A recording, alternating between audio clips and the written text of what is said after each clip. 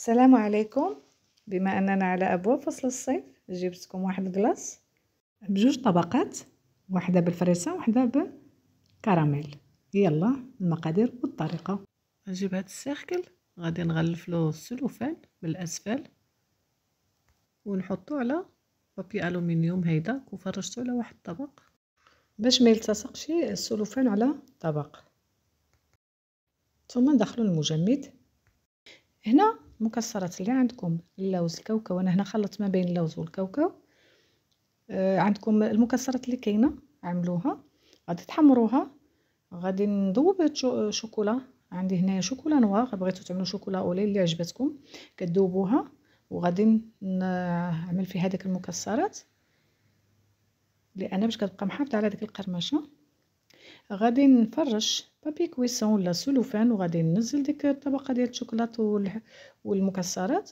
غادي نعملها شويه في الثلاجه تشبر في راسها ونبقى نقطع فيها.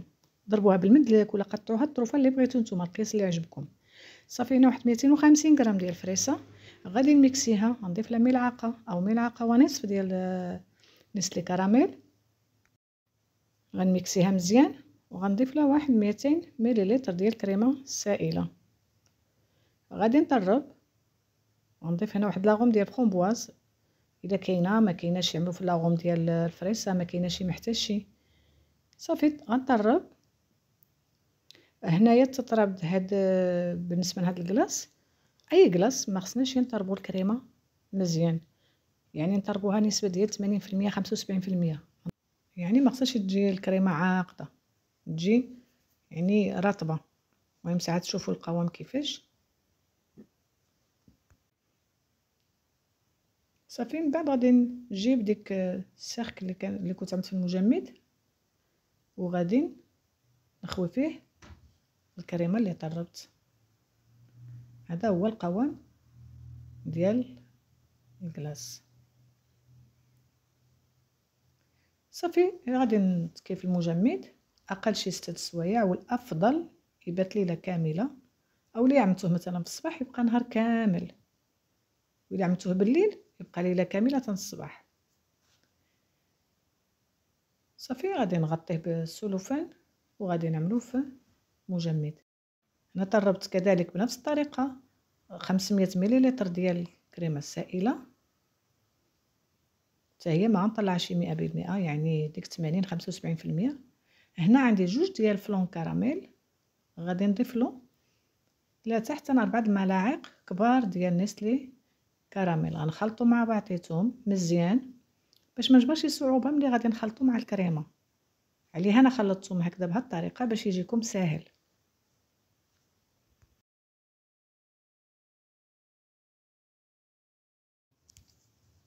صافي ملي غادي نخلط كيرجع على هذا الشكل، غادي نجيب ديك الكريمه السائله اللي طلعت وغادي نضيف نصف الكميه، نخلطها مزيان حتى تدخل في الكريمه مزيان. من بعد عاود نضيف نصف الكميه المتبقيه، وانا كان بالماريز هيدا من الاسفل الى الاعلى، وكندخل ديك الكراميل والفلون غير بشويه.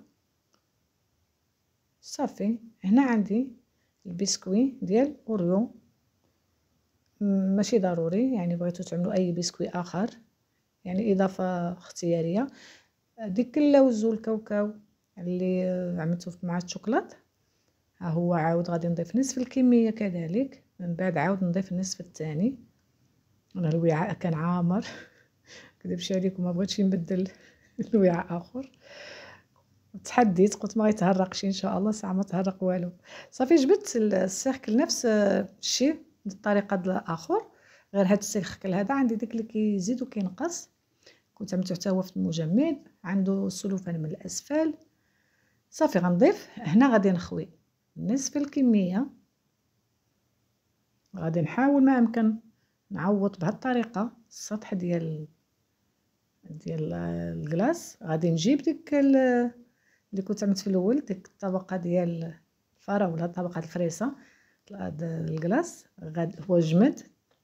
غادي نعملو في الوسط تماما ديال المول. نخوي نصف الكميه المتبقيه، على الكلاص،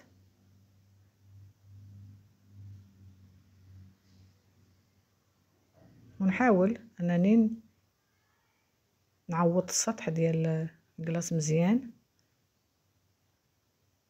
غير بشويه. صافي غادي نغطيه بالسلوفان وغادي نعملو في المجمد. هنا خرجته، غادي نجيب شويه البسكوي عندي مطحون. علاش عملت هاد لاستيوس؟ باش ملي نقلب الكلاص ما يبقاش يمشي ويجي في الطبق ديال التقديم. صافي غنحيد السلوفان. من بعد غادي نجيب واحد المنديل، غادي نعملو في الماء سخون مزيان، وغادي نحاول ما امكن هيدا غير بشويه على ديك السيركل، بحال اللي كنسخن ديك الاطار غير بشويه. هانتوما كتلاحظوا هذاك الكلاص هبط، وانا غنطلع غير بشويه داك السيركل.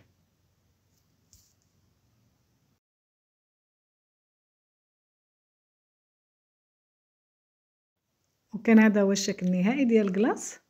زينته على هذا الشكل. غادي نقطع معكم واحد الطرف تشوفوا كيفاش كيجي بديك جوج طبقات، طبقه ديال الفريسه والطبقه ديال الكراميل. والمذاق خليكم نتوما تجربوا وتردوا عليا في التعاليق. شكرا على المتابعه، والى فيديو قادم بحول الله.